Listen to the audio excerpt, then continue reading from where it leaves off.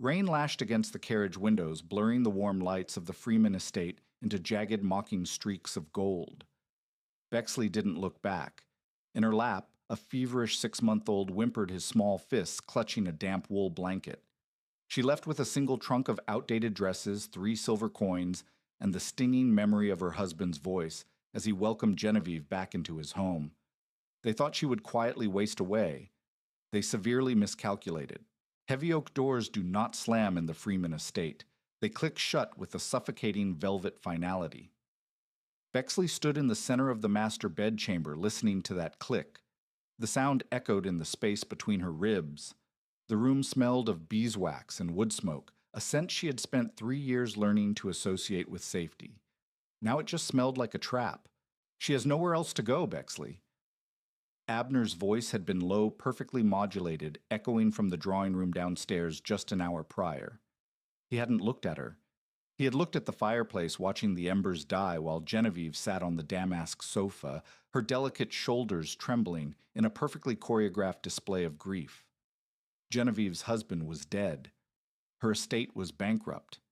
And Abner, the noble Duke of Westford, was simply doing his duty by offering his childhood love a permanent wing in his home.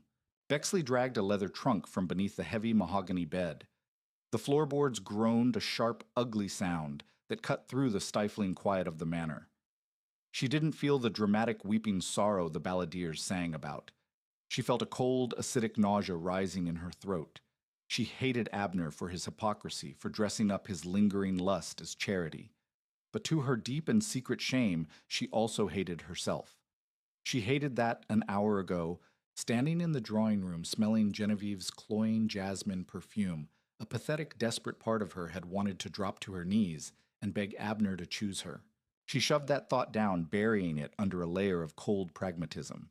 Her hands pale and trembling slightly moved with mechanical efficiency. She packed 3 modest dresses, wool not silk. Silk wouldn't survive where she was going. She grabbed a pair of sturdy leather boots. Then, pausing by the washstand, she picked up a heavy silver spoon engraved with the Freeman crest. It was a petty thing, a foolish thing. But her fingers curled around the cold metal, feeling its smooth, heavy ridge, and she shoved it into her bodice. Let him notice it was missing. Let him wonder. From the adjoining nursery, Lyndon began to fuss. It wasn't a loud cry, just a congested, miserable whimpering.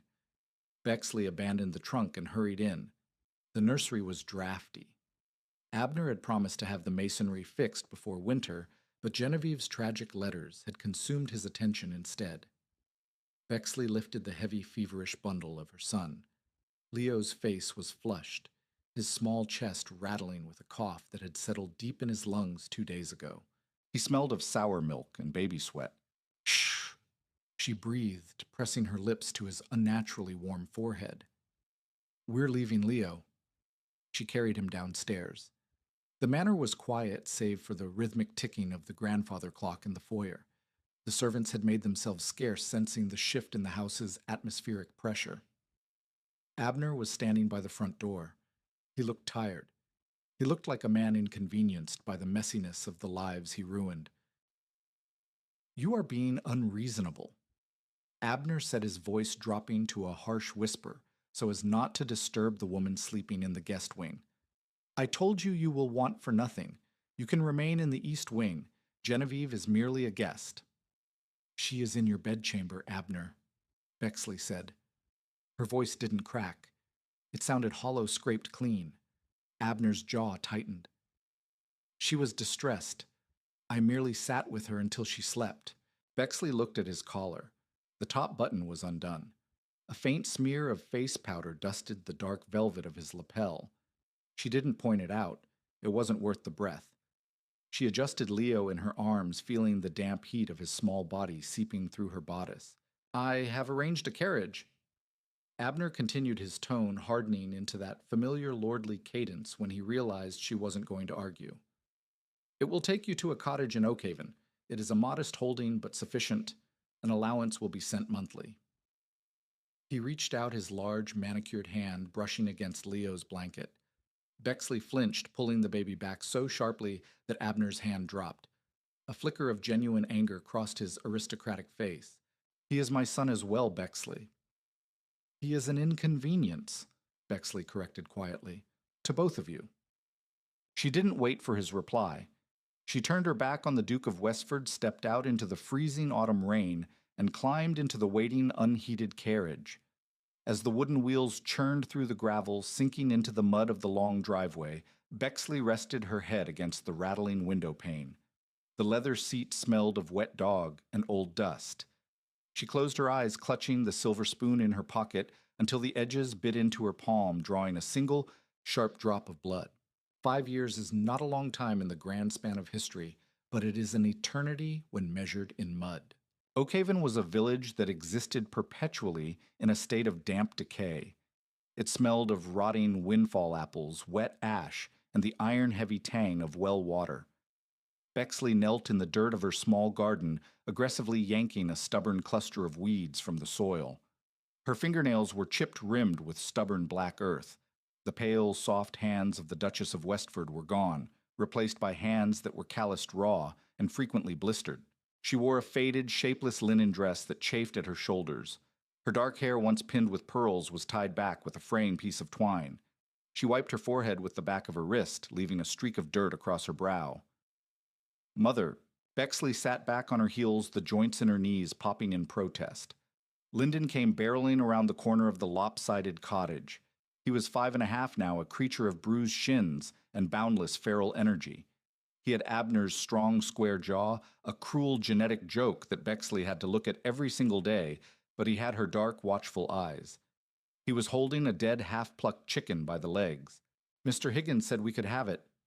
Leo panted, his chest heaving. A fox got to it first, but he said the breast meat is still good if we boil it fast. Bexley's stomach gave a complicated lurch of hunger and disgust. Bring it to the block, Leo. Don't let it touch your trousers. I just washed them. Survival had stripped Bexley of her pride, leaving behind a jagged, pragmatic core. Abner's promised monthly allowance had arrived for exactly 3 months before stopping entirely. She had written to his solicitor once, swallowing her dignity, and received no reply. The silver spoon she had stolen on her way out had bought them a winter's worth of firewood and flour. After that, she learned to mend clothes for the village women, to scrub floors at the local tavern, to forage for bitter greens in the woods. She didn't miss Abner. She didn't miss his voice or his touch. But on the nights when the winter wind howled through the cracks in the cottage walls, when Leo shivered under their single wool blanket, Bexley felt a burning, toxic hatred that kept her awake until dawn. She hated them for being warm. She hated Genevieve for sleeping on goose down while her son ate fox-bitten scraps. She took the chicken from Leo, laying it on the wooden chopping block. She raised the cleaver. It came down with a dull, wet thwack. Before she could raise it again, the ground began to vibrate. It was a subtle trembling, at first easily mistaken for distant thunder. But the sky above Oakhaven was a clear, bruised purple of early twilight. The rumbling grew louder, resolving into the rhythmic, terrifying thunder of heavy hooves. Leo dropped his stick and hid behind Bexley's skirts, his small fingers gripping the coarse linen. Bexley froze, the cleaver still in her hand. Into the muddy, rutted center of Oakhaven rode 20 men. They did not belong here. Their armor gleamed with an obscene, polished brilliance in the fading light. Their cloaks were dyed a deep, rich crimson, a color that cost more per yard than the entire village was worth. At the center of the cavalcade flew a banner bearing the golden stag of the royal house of Alaric. The villagers stopped their evening chores, staring in dumbstruck silence. The captain of the guard, a massive man with a scarred jaw and a heavy iron-gray beard, pulled his destrier to a halt right in front of Bexley's leaning picket fence. The horse snorted its hot breath, pluming in the crisp air, smelling heavily of oats and sweat. The captain dismounted. His boots squelched in the muck, a disrespectful sound against his immaculate armor. He unlatched the gate and walked up the short path, his eyes sweeping over the dilapidated cottage, the dead chicken, and finally settling on Bexley. He didn't look at her with the casual disdain nobles usually reserved for peasants. He looked at her with a strange, nervous reverence. Bexley Ramirez. His voice was gravelly, used to shouting over battlefields. He used her maiden name. I am Bexley, she said slowly. She didn't drop the cleaver. The captain took a step back. and to the absolute shock of the watching villagers, dropped to one knee in the mud. The mud swallowed his polished greave up to the ankle. "Lady Bexley," he corrected, bowing his head. "I bring urgent tidings from the capital. The king is dying." Bexley's grip on the cleaver tightened. The wood of the handle dug into her calluses. "The king's health is a tragedy, I am sure. But I am a washerwoman, sir. You have ridden a very long way to tell me something I cannot change." The captain looked up, his eyes locking onto hers. "Your mother was Elspeth Ramirez. She served as a lady-in-waiting at the royal court 30 years ago." Bexley's heart gave a slow, heavy thump. Her mother had never spoken of the court. She had raised Bexley in quiet, reclusive obscurity until she died of a fever when Bexley was 14, leaving her as a ward to a minor lord who eventually married her off to Abner. "Modian, the king." The captain continued, his voice echoing in the dead silence of the village. "Was secretly wed to Elspeth before his coronation. The Privy Council forced an annulment and exiled her, but the marriage was consummated. The marriage was binding." He paused, looking at the small boy peeking out from behind Bexley's skirt. "The sweating sickness took the crown prince and his brothers last winter." The captain said, his voice dropping lower. "The realm is without an heir. His Majesty has spent the last year searching for the child he abandoned. He found you." Bexley couldn't breathe. The air felt thick, heavy with the stench of the dead chicken and the rich, dusty scent of the royal guards. "I am a woman." Bexley said the words tasting like copper in her mouth. "The law forbids a woman from taking the throne." "That is true, my lady," the captain said. He slowly rose, pointing a thick, leather-gloved finger at Leo. The boy blinked, his dark eyes wide and unblinking. "But it does not forbid her son. The king has formally acknowledged your bloodline. Lyndon is the sole living male heir to the throne of Ethelgard. You are commanded to return to the capital immediately." Bexley looked down at her son. He had a smudge of dirt on his nose and chicken blood on his shoe. 5 years ago she had been thrown out of a manor like a stray dog. Now the crown of the realm was being offered to the boy clutching her dirty skirt. A slow, terrifying realization bloomed in her chest. A kingdom meant armies. A kingdom meant laws. A kingdom meant absolute, unmitigated power. She looked back at the captain. She didn't smile, but something dark and cold shifted behind her eyes. She finally lowered the cleaver. "Let me wash my son's face," Bexley said, her voice eerily calm. "A king should not smell of wet feathers." The journey to the capital was an exercise in sensory whiplash. Bexley traded the bruising, splintered wood of a peasant's cart for the suffocating luxury of the royal carriage. It was lined with midnight blue velvet that smelled overwhelmingly of dried lavender and expensive leather. It was a smell designed to mask the rot of the outside world, but to Bexley it felt like sitting inside a very ornate coffin. Leo hated it. For the first 2 days, the boy who used to wrestle stray dogs for a scrap of bread sat rigidly on the plush cushions, terrified to touch anything.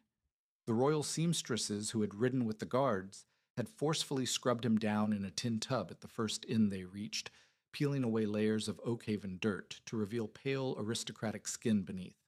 They dressed him in stiff, high-collared tunics of spun wool and silk. The fabric chafed his neck, leaving an angry red rash. He scratched at it constantly, his small face pinched in misery. "Stop that, Leo," Bexley murmured, gently pulling his hand away from his collar. "It bites me," Leo complained, staring out the glass window at the passing countryside. "I know," Bexley said, smoothing his dark hair. "But you must wear it. The armor gets heavier from here." She herself had been coerced into a gown of deep emerald silk. The fabric slid against her skin like cold water. The ladies-in-waiting had gasped in poorly concealed horror at the state of her hands coating her calluses in heavy salves that smelled of mint and camphor. They tried to thread pearls into her hair, but Bexley had refused. She wasn't a porcelain doll returning to the shelf. She was a survivor stepping into a viper's nest. When they finally passed through the towering iron gates of the Sun Palace, the sheer scale of the architecture pressed down on her. The palace was a monolith of white marble and gold leaf, beautiful and cold. As they were escorted through the sweeping corridors, Bexley felt the eyes of 100 courtiers on her. They bowed, they scraped, but she could hear the rustle of their whispers like dry leaves in a graveyard. The washerwoman, the bastard's daughter, the mud-born regent. She kept her spine steel straight. She didn't let her eyes dart around in awe. She let her gaze sweep over them with flat, bored indifference. Let them think she was arrogant. Arrogance, they understood. Vulnerability would get her killed. They were brought immediately to the king's chambers. The transition from the airy, bright corridors to the king's bedroom was violent. The air here was stagnant, thick with the overpowering stench of myrrh, stale urine, and impending death.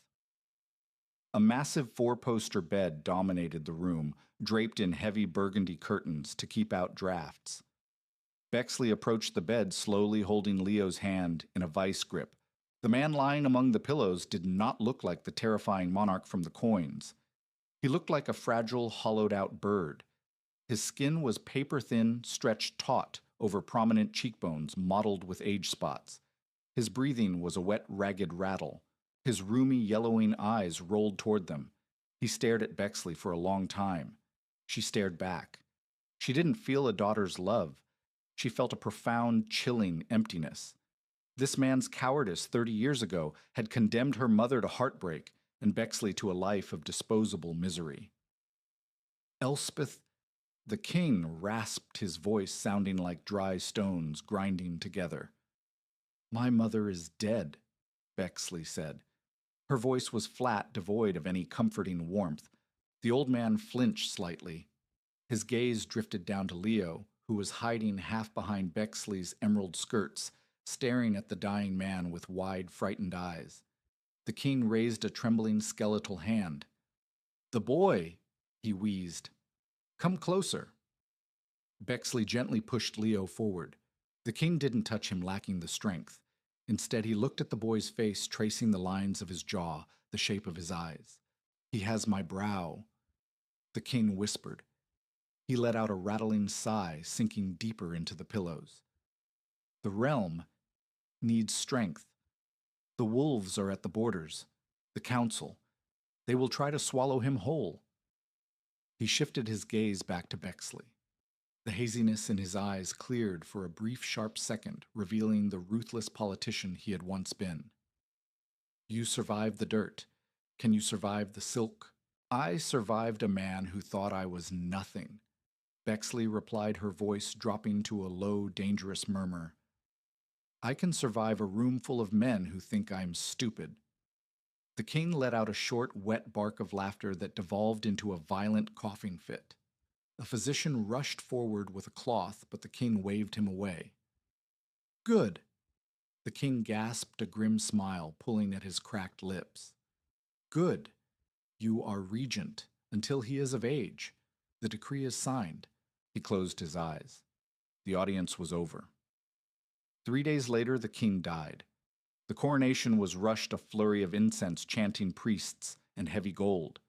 Leo sat on a throne that was comically large for him, his small legs dangling inches from the floor. He wore a crown of intertwined gold oak leaves that kept slipping over his left ear. But he sat still, terrifyingly still, absorbing the gravity of the room as hundreds of nobles knelt before a 5-year-old boy. Bexley stood to the right of the throne, one step down her hand, resting lightly on the ornate carved armrest. She wore black velvet stark and severe, devoid of any jewelry save for the massive, heavy gold signet ring of the regent on her right index finger. It was cold against her skin. From her vantage point, she looked out over the sea of bowed heads, dukes, earls, barons, the most powerful men in the continent pressing their knees into the hard marble floor for her son. Her eyes tracked the rows, moving methodically through the colors and crests of the noble houses. And then she saw him, near the front, kneeling among the high lords, Abner Freeman, Duke of Westford. He was wearing mourning black, his dark hair immaculately styled. Beside him knelt a woman in dark silk, her head bowed in practiced, elegant submission, Genevieve. Bexley's heart didn't race. Her breath didn't catch. Instead, a profound, icy calm settled over her. She stared at the top of Abner's head, studying the way his shoulders tensed under the velvet of his doublet. He didn't know yet. The nobles had been summoned to pledge fealty to the new king, but the name of the boy and his mother had been kept tightly under royal seal until this very moment. The High Septon stepped forward, unfurling a heavy parchment scroll. His voice boomed through the cavernous cathedral, echoing off the stained glass windows. "Lords and ladies of Ethelgard," the Septon cried out, "rise and bear witness to your sovereign, King Linden, first of his name, born of the royal line of Alaric, and to his mother, her grace, Lady Bexley, Ramirez, Queen Regent of the realm." A collective rustle of fabric echoed through the cathedral as the nobles rose to their feet. Bexley didn't look at the crowd. She kept her eyes locked on one specific man. Abner stood lifting his head to look at the throne. Bexley watched the exact moment the blood drained entirely from his face. She watched his mouth part slightly, his eyes widening in a visceral, paralyzing shock as he looked at the boy on the throne, and then shifted his gaze to the woman standing beside it in black velvet. Bexley did not smile. She didn't gloat. She simply tilted her head, maintaining dead, unblinking eye contact with the man who had thrown her away. The silence stretched between them across the massive hall, thick and heavy. "Yes, Abner." She thought the heavy gold ring digging comfortably into her finger. "You are going to want for nothing."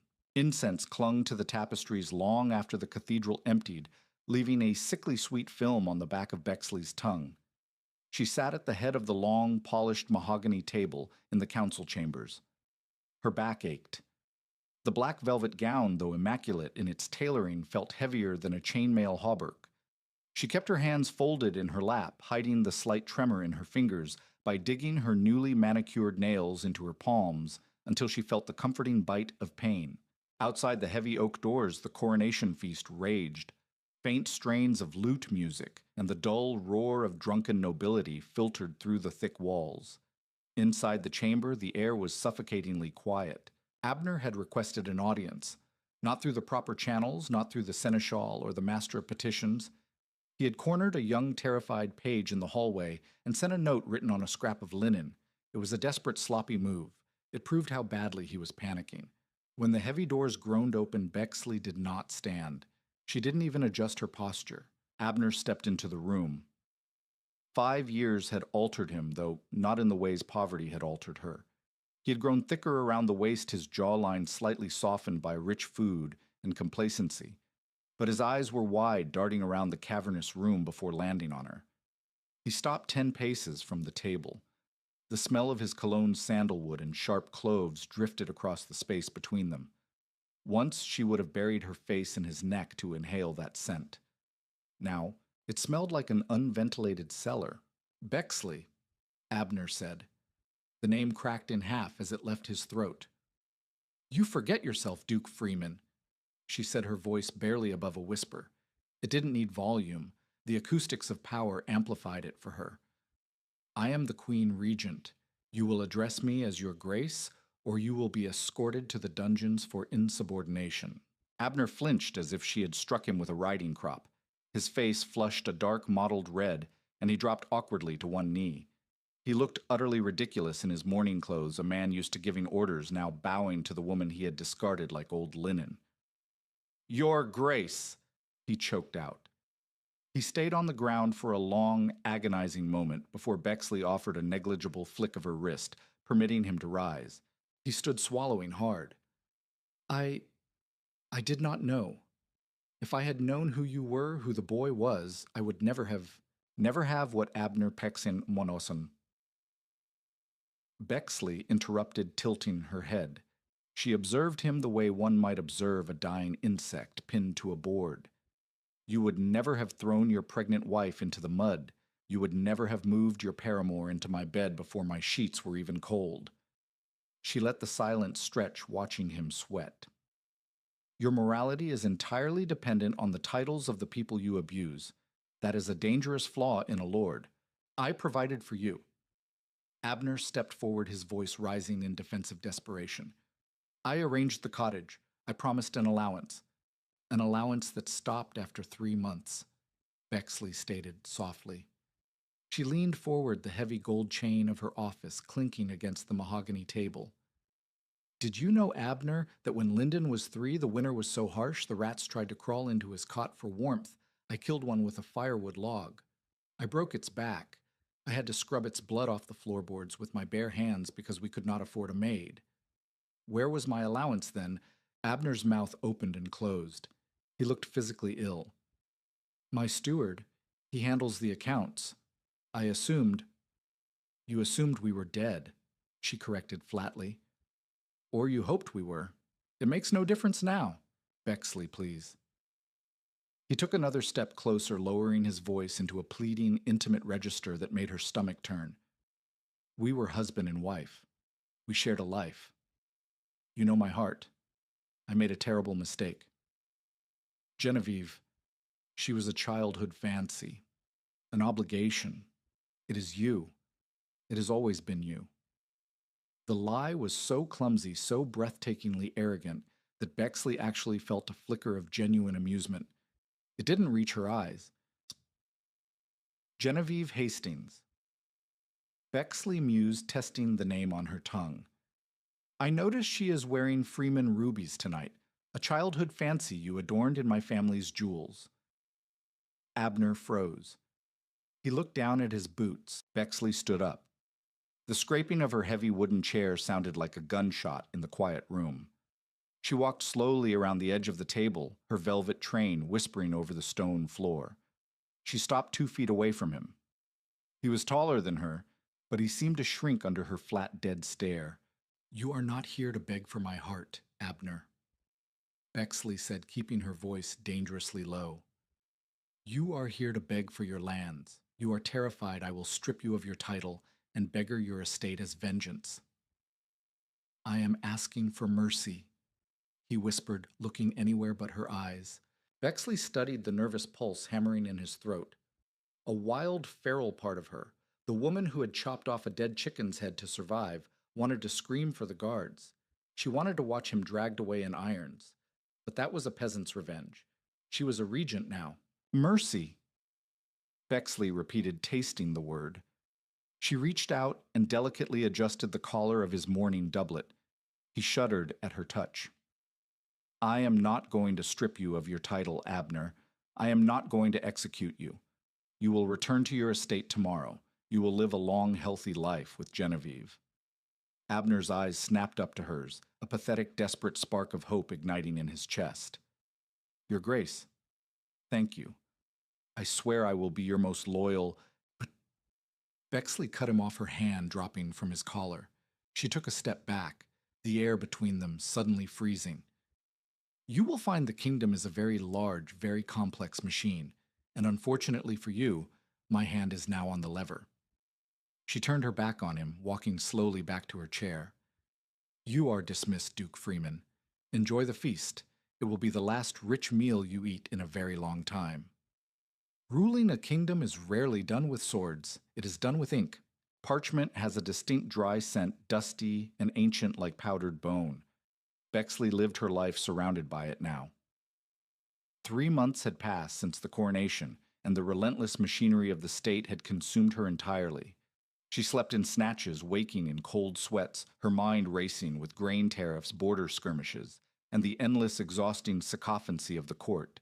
She was sitting in her private solar, the afternoon sun, casting long, golden, geometric shapes across the floorboards. Across the room, Leo was kneeling on a velvet cushion, violently smashing 2 wooden toy knights together. Smite him! Leo shouted, his voice echoing shrilly off the plastered walls. He slammed the red knight into the blue knight, snapping the blue knight's wooden arm clean off. Die! Bexley rubbed her temples, feeling a headache beginning to bloom behind her left eye. Lyndon, lower your voice. Leo didn't look up. He picked up the broken blue knight and threw it at the wall. It left a faint scuff mark on the silk wallpaper. He was a traitor. I executed him. Thomas says kings can execute anyone they want. Thomas was a minor lordling's son they had brought in as a playmate. He was a sycophant in training. Bexley closed her ledger. She felt a cold, deep panic uncurling in her chest. The transition from the mud of Oakhaven to the marble of the Sun Palace was poisoning her son. In the village, Leo had been wild but kind. He had shared his meager bread with stray cats. Now surrounded by people who bowed to his every whim and told him he was chosen by God, he was becoming cruel. Thomas is a fool, Bexley said sharply.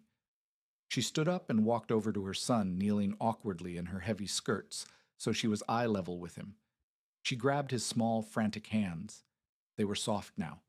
The calluses from climbing oak trees were gone. You are the king, Bexley said, her voice dropping to that serious, uncompromising tone she used with the council. That does not mean you can destroy whatever you please. It means you carry the weight of everything you break. Do you understand? Leo scowled, his lower lip jutting out. I want a new knight. You will play with the broken one until you learn to fix it, Bexley commanded. She stood up, her knees aching. She loved him so fiercely, it felt like a physical wound, but she could not coddle him. A weak king was a dead king. She had to forge him into iron, even if the hammer blows hurt her more than they hurt him. She turned back to her desk.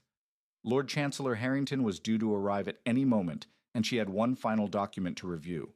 When Harrington entered, he bowed deeply. He was an older man, shrewd and weathered, smelling faintly of pipe tobacco and peppermint. He had initially viewed Bexley with thinly veiled contempt, expecting a naive, uneducated peasant he could manipulate. Bexley had spent her first month quietly dismantling his political allies until he realized she was a viper hiding in the grass. They had reached a comfortable, wary respect. Your Grace, Harrington murmured, unrolling a map of the western provinces onto her desk. The revised trade routes for the spring thaw, as you requested. Bexley leaned over the map. Her eyes traced the winding blue lines of the rivers and the jagged brown peaks of the mountains. The western provinces were rich in timber and silver. They were also the ancestral seat of the Freeman family. The river tolls. Bexley pointed a manicured finger at a junction near the Blackwood Forest. Reroute the main merchant barges north through the Crown's land. Bypass the Oakhaven tributary entirely. Harrington frowned, leaning closer. Bypass it, Your Grace. The tributary flows directly through the Duke of Westford's lands. The tolls from those barges account for nearly 60% of the Freeman estate's annual revenue. If we divert the merchants, Westford will lose thousands of gold pieces by midsummer. I am aware, Bexley said, her voice devoid of inflection. It will devastate the local economy. Harrington pressed cautiously. Duke Freeman may not have the coin to maintain his levies for the winter garrison. He may be forced to take loans from the Iron Bank. Then he will take loans, Bexley replied, picking up her quill. She dipped it in the inkwell, the black liquid gleaming like wet tar. And when he defaults on those loans because his timber exports have been subjected to the new crown tax I implemented last Tuesday, the bank will seize his outer properties. Harrington stared at her. Slowly, the political reality of what she was doing dawned on him. She wasn't just adjusting trade routes. She was executing a flawless, bloodless siege. Your Grace, Harrington said quietly. If you push a cornered animal, it will bite. Duke Freeman still has friends in the lower courts. He has sycophants, Bexley corrected, signing her name at the bottom of the decree with a smooth, sharp flourish. The scratch of the quill was the only sound in the room. And sycophants only stick around as long as the wine flows. Cut off his coin, Harrington, and you cut out his tongue. He will be begging to sell his wife's rubies by autumn just to buy firewood. She pushed the parchment across the desk. Harrington took it gently, as if the paper itself were hot to the touch. As you command, Regent, he said, bowing lower than usual before backing out of the room. Bexley sat alone in the quiet solar. She looked at her hands. They were clean, smelling of rose water and expensive oils. The blisters were gone, but deep beneath the manicured nails she still felt the phantom grit of Oakhaven mud. She pressed her palms flat against the cool mahogany desk, steadying herself. She didn't feel triumphant. She just felt tired. But as she listened to Leo quietly attempting to fit the wooden arm back onto his broken toy knight, she knew she would do it all over again tomorrow. Frost crept up the leaded glass windows of the Freeman estate, thick and opaque like cataracts on an old dog's eyes. Inside the master bedchamber, the air held a damp, bitter bite. The rich, honeyed scent of beeswax had long vanished, replaced by the greasy, suffocating stench of cheap tallow candles. They smoked aggressively in the iron sconces, spitting sparks, and leaving a film of black soot on the painted ceiling. Abner sat in a high-backed chair, wrapped in a heavy, scratchy wool blanket that smelled sharply of mothballs and damp storage. He stared at the open ledger on his lap. The numbers blurred together. His fingers, pale and slightly blue at the knuckles, gripped a dry quill. The ink in the crystal well on his desk had frozen solid overnight, cracking the glass down the middle. He was ruined. It had taken exactly 6 months. Bexley had not sent a single soldier to his gates. She had not accused him of treason. She had simply choked him to death with paper. By diverting the merchant barges north, she had severed his main artery of coin. When he tried to compensate by raising the tax on his tenant farmers, a mysterious royal decree arrived capping agricultural tithes to protect the realm's winter stores. When his timber shipments finally made it overland to the capital, Crown inspectors quarantined the wagons for a month, claiming a fear of the wood rot until the buyers backed out. The Iron Bank had sent their final notice yesterday. It wasn't sealed with wax, just tied with a cheap string, a deliberate insult. They were seizing the outer farmlands by the end of the week. "The fire is completely dead, Abner." Genevieve's voice cut through the freezing room. She stood by the massive mahogany wardrobe, pulling a folded silk gown from a velvet-lined trunk. She was wearing 4 layers of wool, but she still shivered. Her blonde hair, once perfectly coiffed, hung in limp, unwashed strands. The estate's hot water required servants to haul and boil it, and all but 3 of the kitchen staff had abandoned the manor a month ago when their wages dried up. "I can break down the chair in the drawing room." Abner muttered, his voice hoarse. "The wood is dry. It will burn." Genevieve stopped folding. She looked at him, and for the first time in their lives, the practiced, doe-eyed adoration she always wore was gone. In its place was a flat reptilian calculation. It was the exact same look she had given him 5 years ago, right before she convinced him to cast Bexley out into the rain. "You are not chopping up your grandmother's furniture to keep me warm for one more night," Genevieve said. She turned back to the wardrobe and pulled out a heavy leather traveling case. Abner's stomach bottomed out. A cold sweat broke across his freezing skin. "What are you doing?" "The roads are impassable." "The roads to the coast are clear." Genevieve replied, her voice brisk, devoid of any trembling sorrow. She didn't look at him. She unlatched a small cedar box on the vanity. Inside, resting on black velvet, lay the Freeman rubies, heavy ancient stones set in dark gold. Bexley's family had brought them into the marriage. Abner watched Genevieve pick them up. Her pale fingers traced the cold stones. She didn't hesitate before dropping the necklace into her leather bag. "Put those back," Abner said. The command sounded hollow, echoing pathetically in the large freezing room. "They are the only things of value left in this tomb," Genevieve snapped, finally turning to face him. Her delicate features were pinched, aged by the harsh winter and the terror of impending poverty. "You promised me a dukedom, Abner. You promised me safety. Look at you. You are a beggar sitting in a freezing castle reading a ledger of debts. I am your husband," he shouted, throwing the heavy ledger onto the floor. The loud smack of leather on wood startled a rat in the wainscoting, sending it scurrying away. "I took you in when you had nothing. You took me in because it stroked your vanity to play the savior." She countered, her voice dropping to a vicious hiss. "You wanted a fragile little bird to sing for you instead of a wife who demanded your respect. Well, the bird is freezing to death. I wrote to my cousin in the Southern Isles. He has secured a carriage for me at the village inn." Abner stood up, the wool blanket falling to the floor. He felt a sudden violent urge to grab her, to shake her, to demand the loyalty he believed he had purchased with his betrayal of Bexley. But as he looked at Genevieve clasping her traveling cloak, he realized the terrifying truth. She was a mirror. She was doing to him exactly what he had done to Bexley. She was cutting her losses, abandoning a sinking ship for a warmer hearth. "Genevieve, please," Abner whispered. The anger dissolved, leaving behind a pathetic, begging whine. "If you leave, I have no one." Genevieve fastened the silver clasp at her throat. She picked up her bag. She didn't look back as she walked toward the heavy oak door. "Then you finally have exactly what you deserve," she said. The door clicked shut behind her. The sound echoed in the space between Abner's ribs, final and absolute. He stood alone in the freezing room, the smell of burnt tallow coating his tongue, listening to the heavy silence of an empty house. Pine boughs and roasting meats failed to mask the sharp metallic smell of anxiety in the great hall. Winter Court forced the nobility indoors, packing them into the echoing marble corridors of the Sun Palace, like rats fleeing a flood. The heat from the massive iron braziers was suffocating, making the air ripple and distort.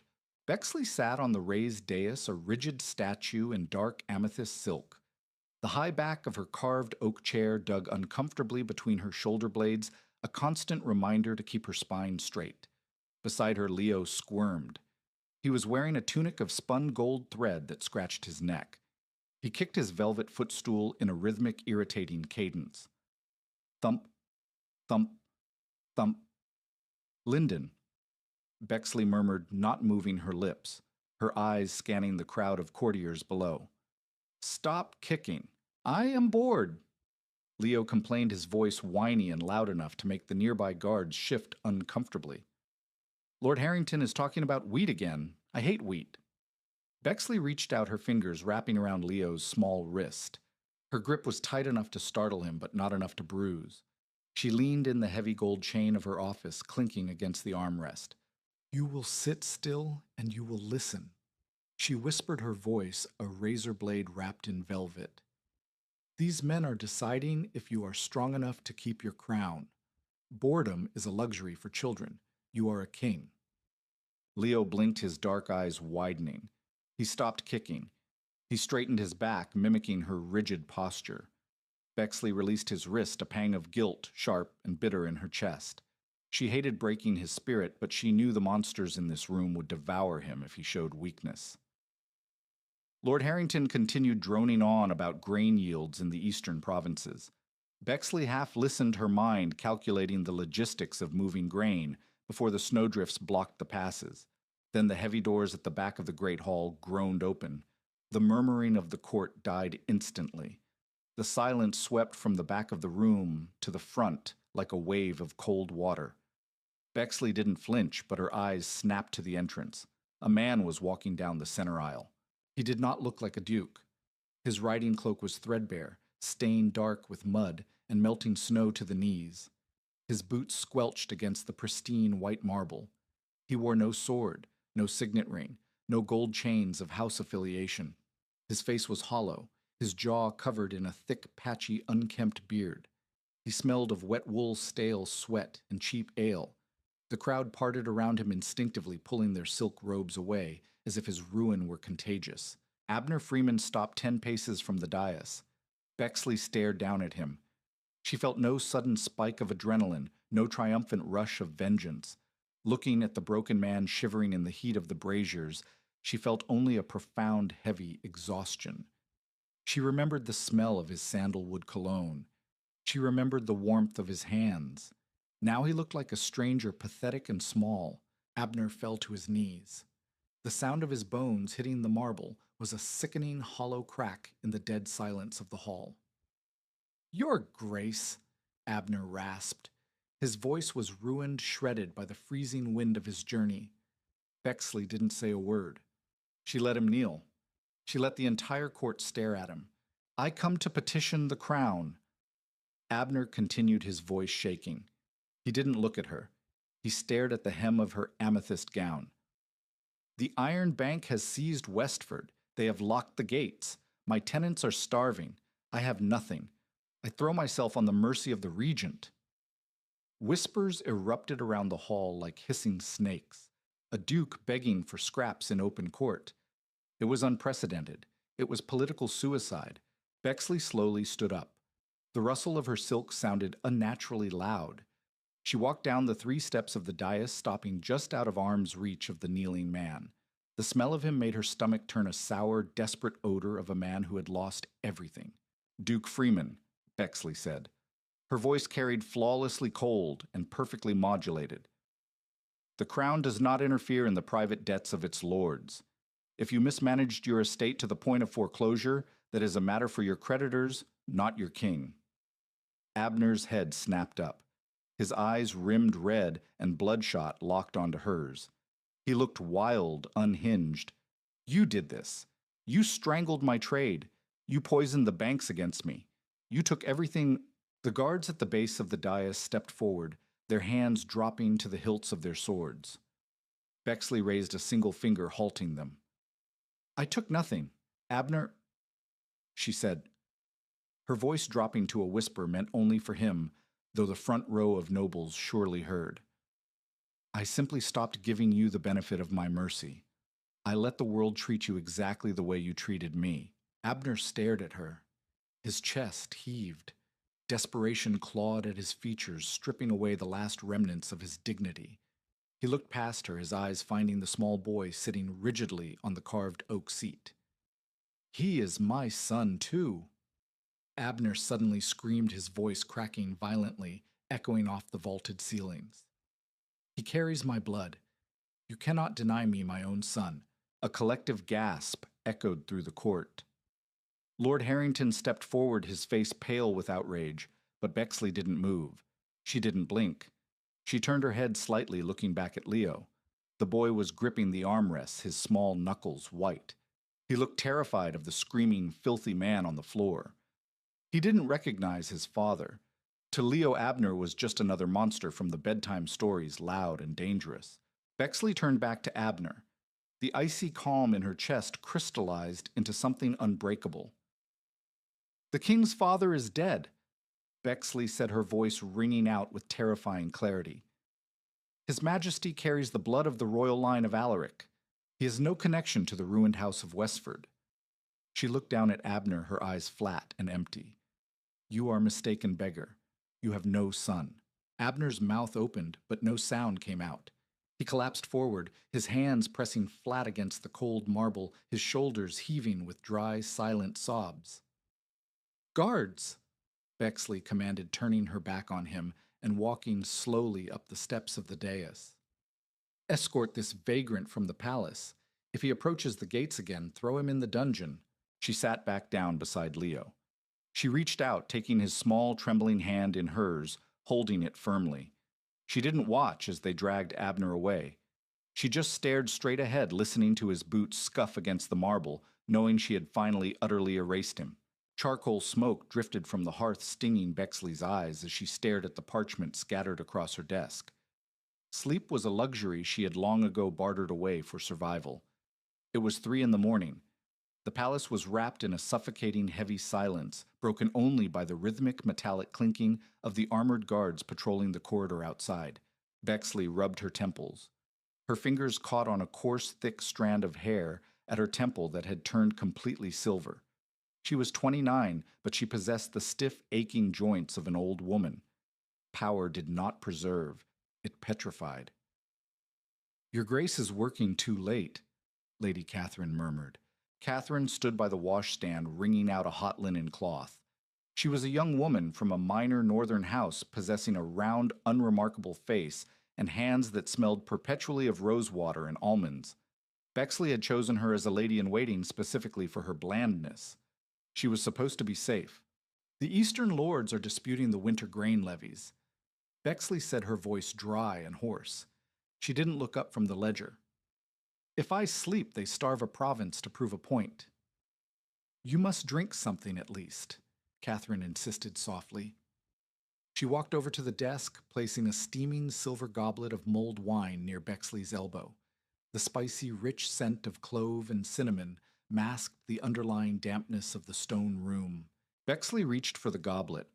The metal was warm against her perpetually cold fingers. She raised it toward her lips, her eyes still scanning a row of figures detailing wheat yields. Then she paused. It wasn't a conscious thought. It was a visceral animal instinct honed by years of watching shadows and waiting for the knife in the dark. She lowered the cup, letting it rest against her lower lip without tipping the liquid. The wine smelled of cloves. Yes. But beneath the heavy spice there was a faint, sharp tang. It smelled like crushed cherry pits. It smelled like bitter almond. Bexley didn't drop the cup. She didn't gasp. She slowly set the silver goblet back onto the mahogany desk. The heavy thud of the metal base echoed like a drumbeat. Catherine, Bexley said. Her voice was terrifyingly gentle. Yes, Your Grace. Catherine stood by the fire, her hands clasped in front of her. She was chewing the inside of her cheek. It was a nervous habit Bexley had noticed months ago. Come here. Catherine walked over. Her steps were uneven, dragging slightly on the heavy wool rug. She stopped on the opposite side of the desk. I am suddenly terribly exhausted, Bexley said, leaning back in her chair. She pushed the silver goblet across the polished wood. It stopped mere inches from Catherine's hands. Drink this for me. It is a shame to waste good wine. The blood drained from Catherine's round face in one sudden horrifying rush. She looked at the cup. Her breathing hitched a sharp, ragged sound in the quiet room. Your Grace. I could not. It is your private vintage.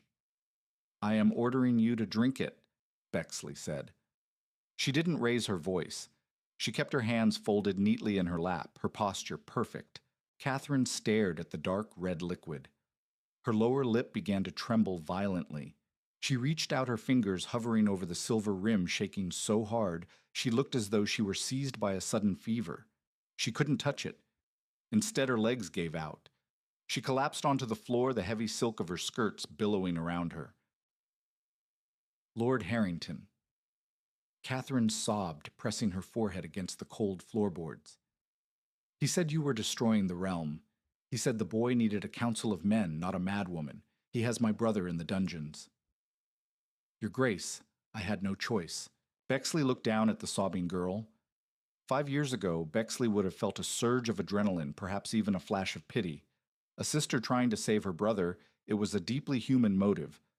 But as she stared at Catherine's shaking shoulders, Bexley felt absolutely nothing. The core of her chest was entirely hollow, scooped out by paranoia and betrayal, leaving only a cold, dark vacuum. Harrington, the man she had spared, the man she had trusted to execute her orders against Abner. He had smiled at her today in the council room. He had complimented her dress. You always have a choice, Catherine, Bexley said flatly. She stood up. The scraping of her chair was loud and ugly. You simply made a terrible one. Bexley walked to the heavy oak door. She didn't look back at the girl crying on the floor. She opened it and looked at the 2 royal guards standing at attention.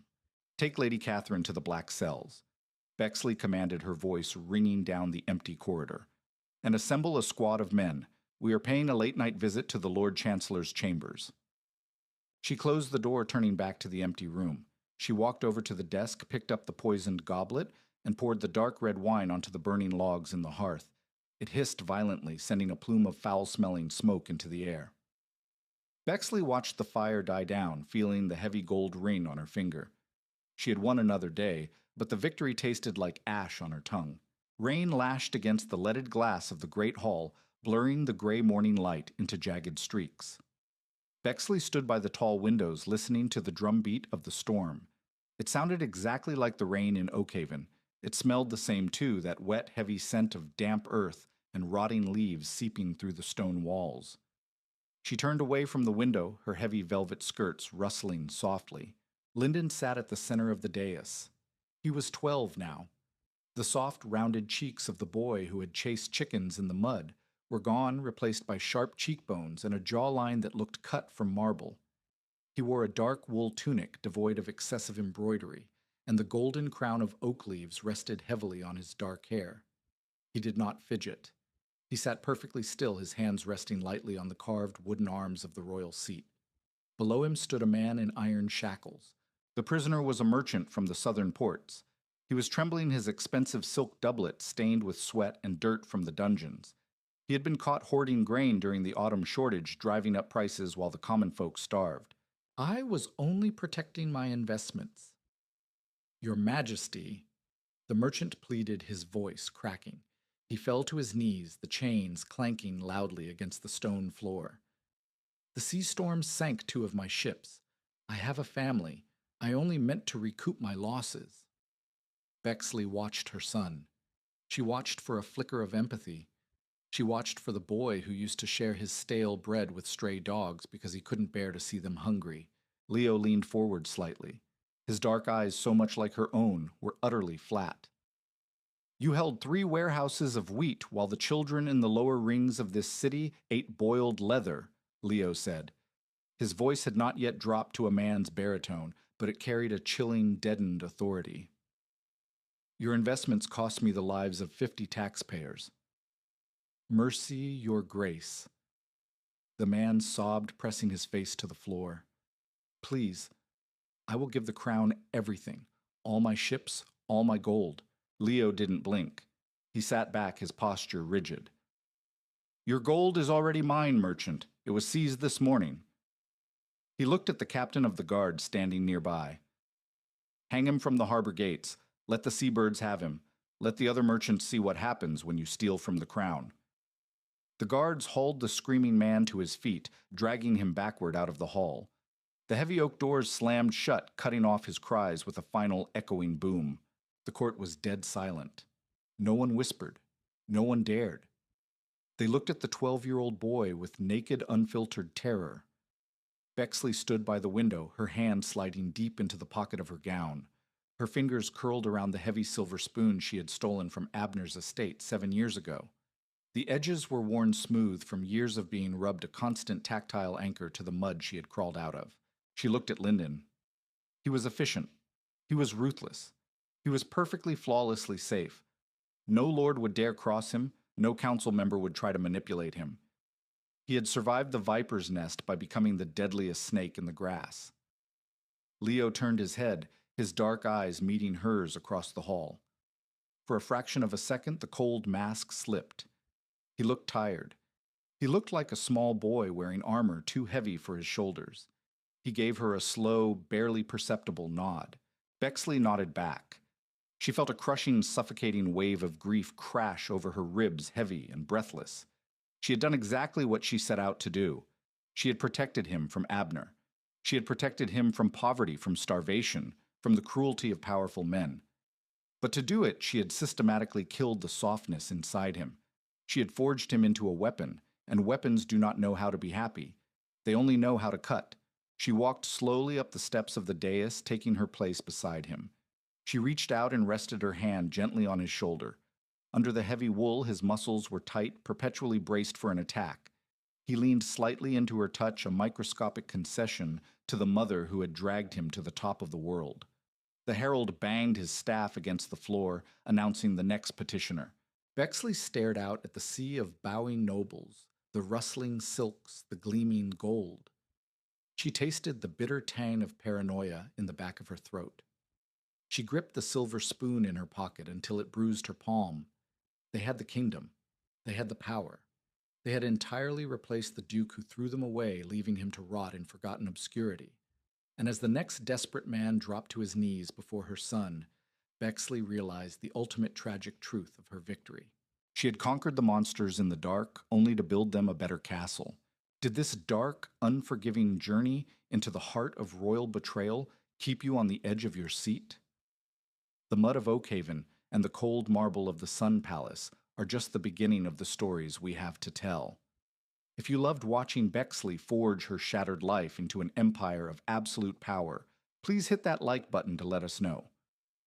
Share this video with fellow fans of gritty, emotional historical dramas. And don't forget to subscribe to the channel for more gripping tales of vengeance, survival, and ambition. Your support keeps the stories alive.